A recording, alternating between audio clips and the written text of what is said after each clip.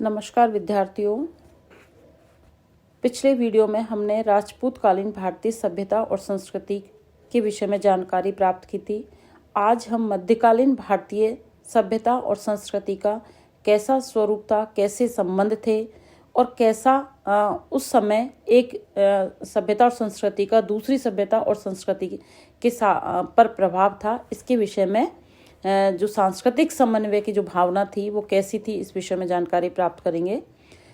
नए आए हुए मुसलमानों की जो संस्कृति थी वो मूलतः एक विदेशी संस्कृति थी और भारतीय संस्कृति को एक विरोधी संस्कृति से संघर्ष एवं समन्वय करना था।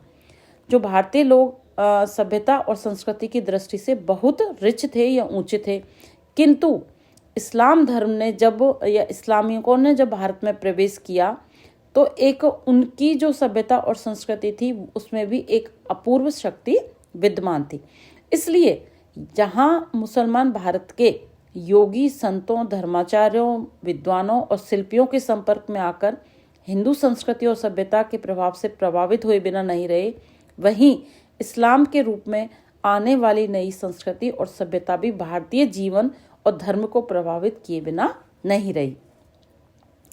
इस्लाम धर्म की जो सभ्यता और संस्कृति की जीवन शक्ति ने हिंदू सभ्यता और संस्कृति में एक नवीन जीवन का संचार किया और इस तरह से हिंदू मुस्लिम संस्कृतियों के इस संपर्क या मिश्रण ने एक नवीन या एक नई समन्वित सभ्यता और संस्कृति का प्रादुर्भाव हुआ, जिसको कंपोसाइट इंडियन कल्चर या दोनों की मिलीजुली संस्कृति कह सकते हैं।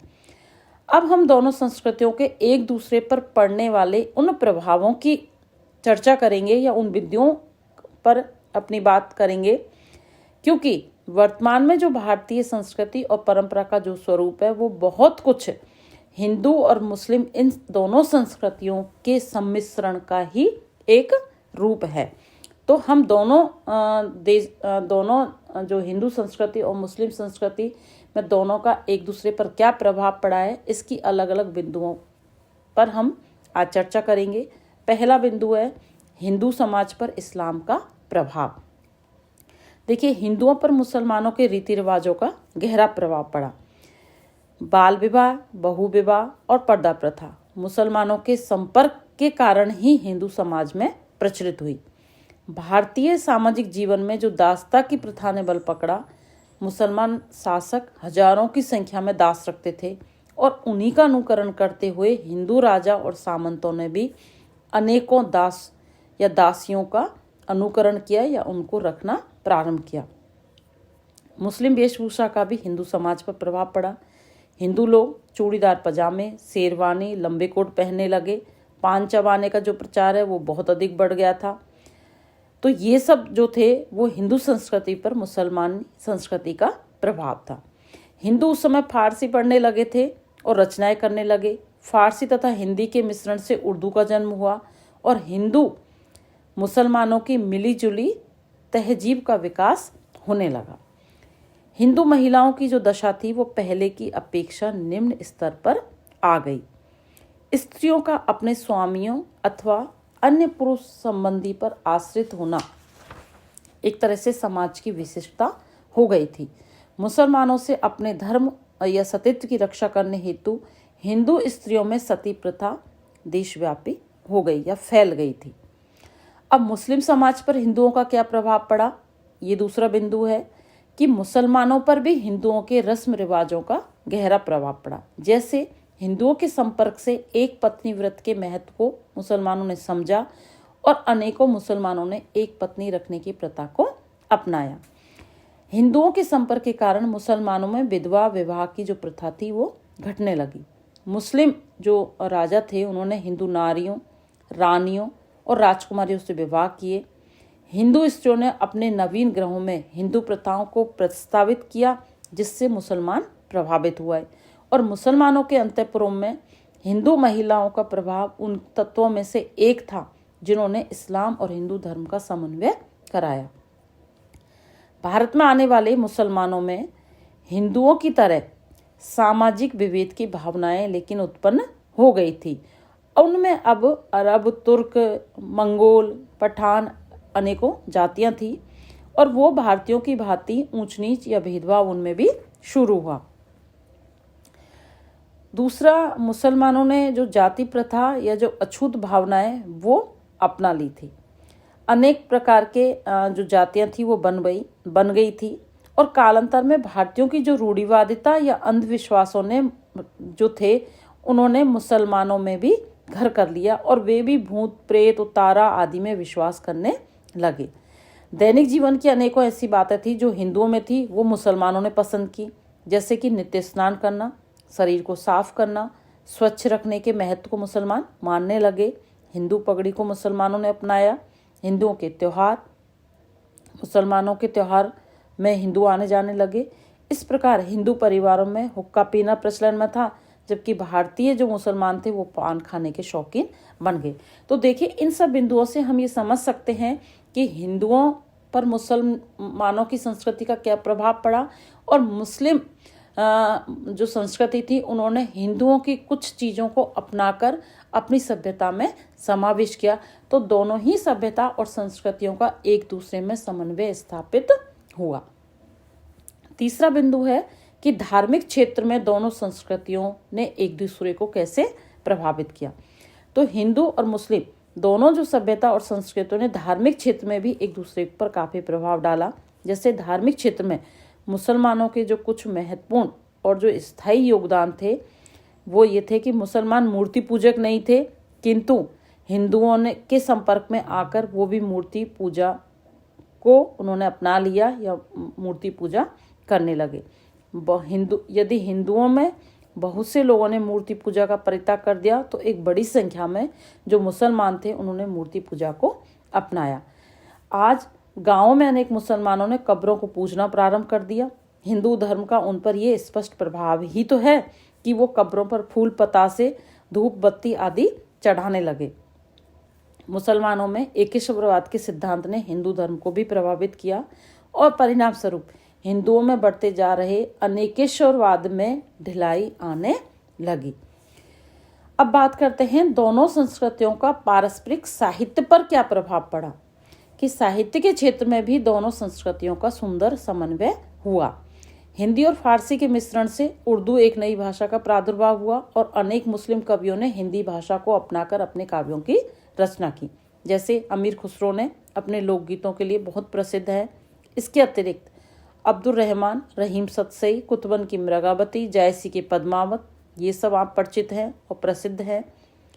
कट्टर मुसलमान सुल्तान लोदी ने निब्ब सिकंदरी के नाम से आयुर्वेद, अकबर ने राजानामा नाम से महाभारत का फारसी में अनुवाद किया। वहीं प्रसिद्ध जो इतिहासकार बदायूनी थे उन्होंने रामायण का अनुवाद किया।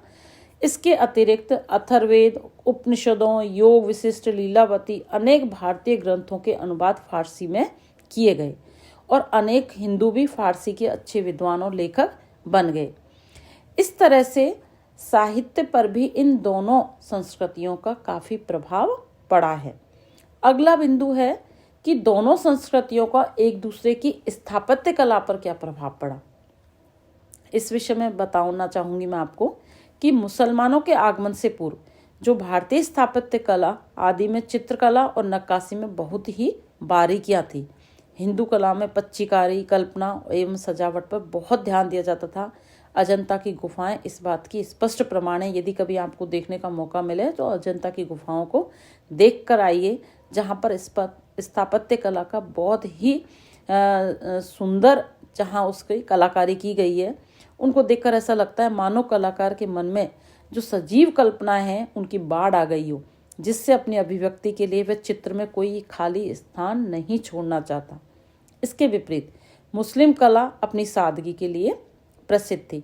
हिंदुओं की निर्माण प्रणाली जैसे स्तंभों, पंक्तियों, सीधे पाटों पर आश्रित थी। इसके विपरीत जो मुस्लिम प्रणाली थी वो धनुषाकार थी, मेहराबों और गुम्बदों पर निर्भर थी। हिंदू मुसलमानों के संपर्क से दोनों मौलिक शैलियों का समन्वय हुआ और एक नई मिलीजुली भवन निर्माण शैली का प्रादुर्भाव हुआ। जैसे कि जौनपुर की अटाला मस्जिद, बंगाल की अदीना मस्जिद, दिल्ली की जामा मस्जिद, ये सब इनके आगरा का ताजमहल, आबू का देलवाड़ा मंदिर, ये सब इनके बहुत ही सुंदर उदाहरण हैं। इन सब भवनों में हिंदुओं का कलापूर्ण सौंदर्य है और मुस्लिम प्रभाव के गोल गुम्बज तथा गोल मेहराबे भी हैं। तो ये इन चीज़ों को प्रदर्शित करते हैं कि हिंदू मुस्लिम दोनों संस्कृतियों ने एक दूसरे की चीज़ों में समन्वय स्थापित किया। अब बात करते हैं हम चित्रकला पर, कि चित्रकला पर कैसे दोनों संस्कृतियों या सभ्यता का प्रभाव पड़ा। तो हिंदू चित्रकला धर्म प्रधान थी और फारसी चित्रकला में पेड़ पौधे और बेल बूटों का समावेश था। अकबर के समय दोनों चित्रकलाओं का सुंदर समन्वय होकर मुगल चित्रकला का जन्म हुआ। बाद में राजपूत राजाओं में मुगल चित्रकला का प्रचार हुआ। राजपूत शैली के नाम से एक नई प्रणाली का प्रादुर्भाव हुआ और दोनों चित्रकलाओं में एक सुंदर समन्वय स्थापित हुआ। इसी तरह यदि हम संगीत पर प्रभाव की बात करते हैं तो हिंदुओं के संपर्क से मुसलमानों में संगीत के प्रति रुचि पैदा हुई और इस समन्वय में जो सूफी मत के अनुयायी संतों ने बहुत बड़ा काम किया। उन्होंने भक्ति रस से सने गीत और गजलें लिखी। मुसलमानों हिंदुओं के वाद्य यंत्रों को अपनाया और अनेक मुसलमानों ने शास्त्रीय राग रागनियों में निपुणता प्राप्त कर ली। ध्रुपद तो मानो उनकी एक विशेषता थी। इसके अतिरिक्त मुसलमानों ने ख्याल, कव्वाली, ठुमरी इनका आविष्कार किया, जिसके कारण तबला और सितार जैसे वाद्ययंत्र संगीत के क्षेत्र में आ गए। मुगल काल में संगीत की जो वास्तविक है वो उन्नति हुई थी और भारतीय संगीत कला एक बड़ी ओजपूर्ण थी। मुगल काल में कोमलता थी और दोनों के समन्वय से एक सुंदर संगीत कला का प्रादुर्भाव हुआ। तानसेन और बैजू बावरा जैसे जो संगीत आचार्य हैं उन पर इस मिलीजुली संस्कृति या सभ्यता का प्रभाव दिखाई देता है। हिंदू मुस्लिम संपर्क से भारत में एक नई संस्कृति का निर्माण हुआ, जिसकी अभिव्यक्ति हमारे सामाजिक जीवन में, धार्मिक जीवन में, दार्शनिक जीवन में और विचारधाराओं में, साहित्य और ललित कलाओं में परिलक्षित होती है या दिखाई देती है। यदि हम और एक दो लाइन में मैं बात करके अपने समाप्त करना चाहूँगी कि इस्लामी संपर्क से बाह्य विश्व से भारत का जो संपर्क पुनः स्थापित किया, बुद्ध युग के बाद से ही जो भारत है वो स्वयं केंद्रित हो गया था और अपनी प्राकृतिक सीमाओं से बाहर जाने के प्रति उदासीन हुआ। किंतु इस्लामिक संपर्क के बाद भारत का जो सामुद्रिक व्यापार था वो पुनर्जीवित हुआ और विदेशों से संपर्क बढ़ने लगे। इसके अतिरिक्त भारत के जो अधिकांश भूभाग पर आंतरिक शांति स्थापित हुई और युद्ध कला तथा आम सभ्यता और परंपराओं में भी मुस्लिम सभ्यता और संस्कृति के प्रभाव से सुधार हुआ। तो इस तरह से हिंदू सभ्यता और संस्कृति तथा मुस्लिम सभ्यता और जो संस्कृति है उनका परस्पर एक दूसरे पर प्रभाव इन बिंदुओं का अध्ययन करने पर स्पष्ट रूप में परिलक्षित होता है। नमस्कार विद्यार्थियों,